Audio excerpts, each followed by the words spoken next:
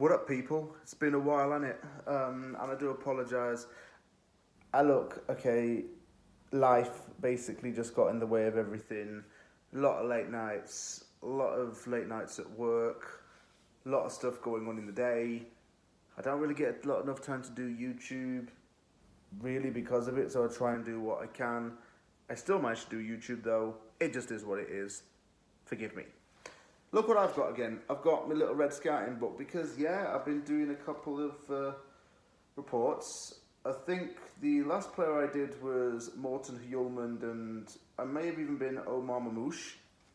Well, I've got another one for you guys. I've been looking at the World Cup and looking at players that have been in the World Cup and thinking, would these be good players to play in Europe? Not but necessarily West Ham, but in Europe.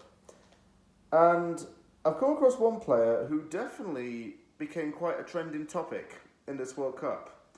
South Korean striker Gue-sung was known for having an on-field altercation with Cristiano Ronaldo as South Korea lost 4-1 to Portugal.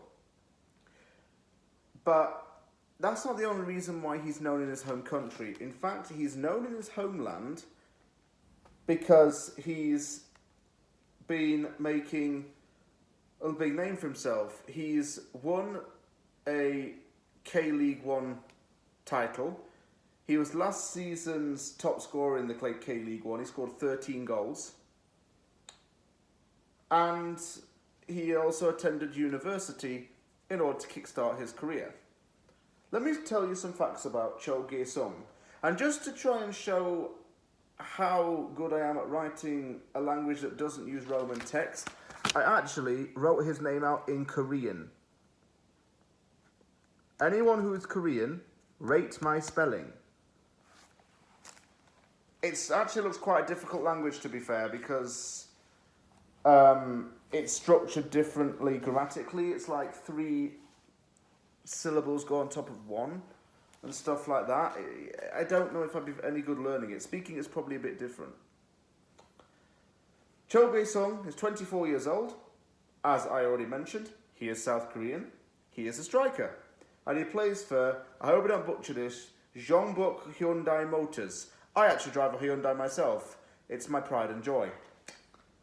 He formerly played as a defensive midfielder before he became a striker. His youth coach said that he wasn't good enough to play as a midfielder. And while some players learn different positions and skills through maturity, coaches or formations, Cho learned in a different way. In a way you might not have thought.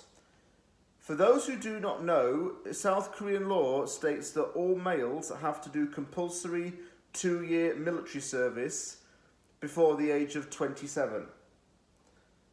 He enlisted into his military service in 2021 in order to prove that he could physically hack football. He gained a better technical ability and became physically stronger through his military service at a base camp. After he passed out of the army, he rejoined his club and became the top scorer in K-League 1 last season. He also won a Korean FA Cup.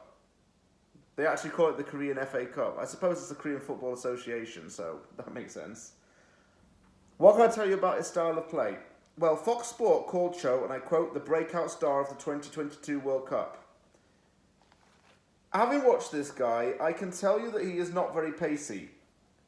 That said, though, it shouldn't be a deterrent, because he's known for his link-up play and his 2-footed ability. He's comfortable shooting with either foot, so he's an ambidextrous, if ambidextrous is writing, then ambidextrous, that's the word I've made up, don't steal it, player.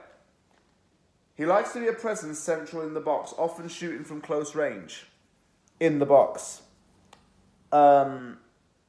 He's not a flair player.